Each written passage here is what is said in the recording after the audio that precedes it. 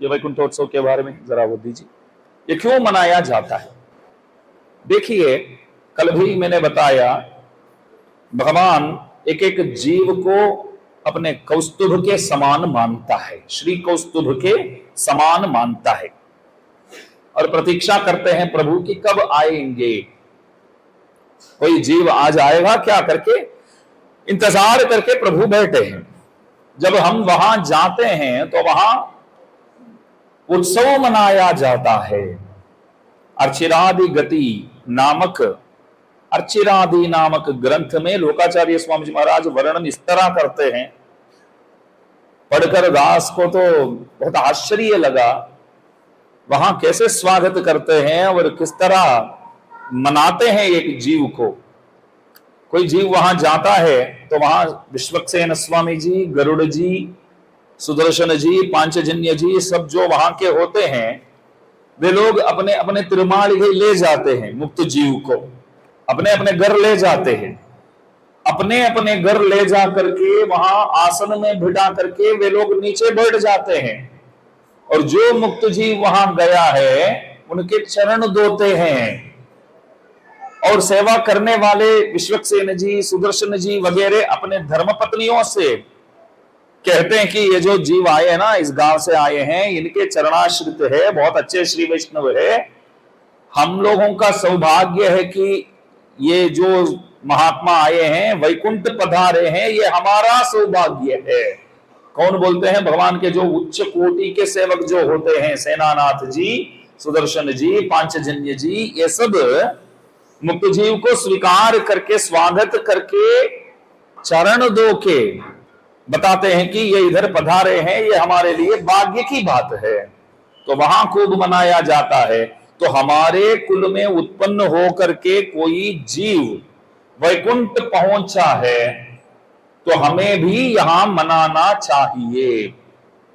तो कई लोगों ने पहले से ये प्रश्न पूछते थे, क्यों वैकुंठोत्सव मनाना है? तो दास एक बार लिखा था, वो पढ़ता है, पढ़कर आपको समझाएगा भी। श्री वैकुंठोत्सव जो है यह बड़ा अध्ययन उत्सव कहलाता है। वैकुंठोत्सव तो बराबर शब्द है, लेकिन बोलने योग्य शब्द में सिखाता हूं, सब ध्यान में रखिए। तिरुवध्ययनम, क्या बोलना चाहिए?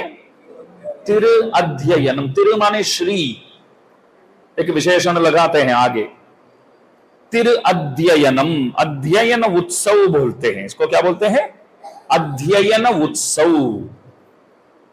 शास्त्रों में कहा गया है, श्री वैष्णव जीव के वैकुंठ जाने के बाद यहां चतुस्सहस्र गीति का पाठ 1 साल के अंदर होना चाहिए, वो करना चाहिए करके कहा गया है, इसलिए करते हैं। इस उत्सव का नाम है तिरुअध्ययन उत्सव। तो वैकुंठोत्सव जो है तिरुअध्ययन उत्सव बताते हैं। ये शब्द जो है वो याद में रखिए। उस समय जो दिव्य प्रबंध होता है उसे ईयल गोष्ठी कहते हैं, ये भी याद रखिए। 2 शब्द आज सिखाता हूं। एक तिरुअध्ययन, आगे से पत्रिका हम पब्लिश करेंगे, उसमें भी तिरुवध्ययन शब्द अवश्य लगाएंगे, तभी श्री वैष्णवों को पता चलेगा। ये वैकुंठोत्सव तो बहुत सामान्य शब्द है, बहुत सामान्य शब्द है, परिभाषा के हिसाब से बोलना चाहिए हमें। दास बोलना बहुत बड़ी बात है, कोई गलत शब्द नहीं है, लेकिन अडियन के सामने वो दास कुछ भी नहीं है। मैं बताता हूं, दोनों का अर्थ तो सेम है, अर्थ तो सेम है। प्रसाद पाए, खाना खाया, फर्क है कि नहीं? बस वही है, अर्थ तो सेम है। तो इसलिए क्या बोलना चाहिए? अडियन ही बोलना चाहिए ज्यादातर। ये दास की जगह अडियन बोलो, और भी अच्छी बात है। उसी प्रकार ये वैकुंठोत्सव जो है, अच्छा इतना ही है तो ठीक, मैं सोचा नंबर बंबर होगा।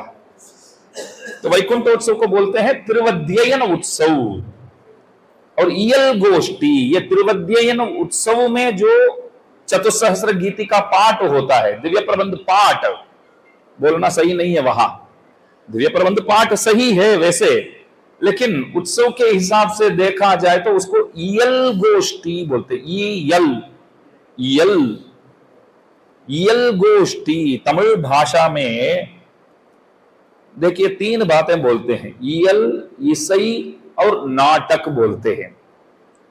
इयल का मतलब होता है, ध्यान से सुनिए, यही सब तो यही बातें सीखना है और क्या सीखना है। तमिल भाषा में 3 बातें बोलते हैं, एक इयल, एक इसई, एक नाटक। वो क्या क्या है मैं बताता हूं। इयल बोले तो जैसे पाठ अभी करते हैं ना, कैसे करते हैं, पल्लांड बल्लांड बल्लायिरत्तांड पलकोटि नूरायिरम मल्लांड तिंतोल मणिवन्ना उनसे बड़ी सभ्य तिरुक्काप अडियो मोडुम निन्नोडुम, इस तरह गाते हैं। आरा वमुदे अडिये नुडलम निन्पालन बाये, ये इयल बोला जाता है। समझो कि इसी पद्य को, इसी पाशुर को आरावमुदे अडिये नुडलम निन्पालन बाये, स्वर लगाते हैं उसमें, उसको इसई बोलते हैं। इसई माने म्यूजिक, संगीत। इसई का अर्थ होता है संगीत। इयल बोले तो सब साथ बैठ करके एक रीति में पाठ करना जो होता है वो इयल होता है। इसलिए इयल गोष्ठी, सब साथ मिलकर के पाठ करते हैं तो इयल गोष्ठी बोलते हैं। और इसई जो है सुर के साथ गाना जो होता है वो इसई होता है। और नाटक क्या होता है, अरविंद स्वामी जी महाराज श्रीरंगम में जो अभिनय करते हैं ना, पाशुर का अर्थ जो है वो भी अभिनय करके समझाएंगे, वो भी अभिनय करके वो भी समझाएंगे, उसको बोलते हैं नाटक बोलते हैं। इसलिए इयल गोष्ठी, इसको क्या बोलते हैं, इयल गोष्ठी। वो इयल, अभी मैं हाथ यूं ही रखता हूं, लाइए, नहीं मेरे तो व्हाट्सएप में है ही, वो खोलना था तब तक। उसी को इयल गोष्ठी कहते हैं। ये क्यों मनाते हैं? यह उत्सव भागवतों की पूजा के मुख्य उद्देश्य से मनाया जाता है। ये उत्सव 1, 3 या 5 दिनों तक मनाया जाता है। 1, 3 या 5 दिनों तक मनाया जाता है। 1 दिन का भी उत्सव होता है, कहीं जगह 3 दिन का भी होता है, 5 दिन का भी होता है। इसके अंतर्गत कम से कम 4000 दिव्य प्रबंध पारायण अथवा 1000 दिव्य प्रबंध का अनुसंधान किया जाता है। पूरे 4000 अथवा सहस्र गीति मात्र। समापन के दिन प्रसाद के रूप में तेल और हल्दी चढ़ाई जाती है। ऐसा माना जाता है कि मुक्त आत्मा वैकुंठ चला गया है। श्री वैष्णव महात्मा लोग हाथ में गन्ने का वृक्ष, गन्ने का वो लेकर, गन्ना लेकर के श्री रामानुज नूतनदादि का अनुसंधान करते हुए शोभा यात्रा में सम्मिलित होते हैं। कल सुबह आप सबको वो दर्शन होगा। जितने भी महानुभाव पाठ करने पधारे हैं सब हाथ में गन्ना लेकर के रामानुज नूतनदादि अनुसंधान करते करते जाएंगे। श्री वैष्णवों का स्वागत और सत्कार इस उत्सव का एक प्रमुख उद्देश्य है। उनको पुष्प माला से सम्मान करना, श्री चरण धोना, कपड़े से अच्छी तरह पोंछना, पीने के लिए ताजा पानी दिया जाना चाहिए, नारियल पानी वगैरह भी देते हैं, और अंत में महाप्रसाद पवाना चाहिए। अंतिम दिन शोभा यात्रा के समय प्रत्येक घर में कपूर आरती की जाएगी। जिस घर में श्री वैकुंठोत्सव मनाया जाता है उस द्वार पर रामानुज नूतनदादि का शातमुरा किया जाता है। और आप लोगों ने बहुत बार दर्शन किया होगा वैकुंठोत्सव का, इसलिए ये सब आपको मालूम ही होगा। इसके बाद गन्ने का ऊपरी हिस्सा, अभी ये बहुत जरूरी बात है, इसके बाद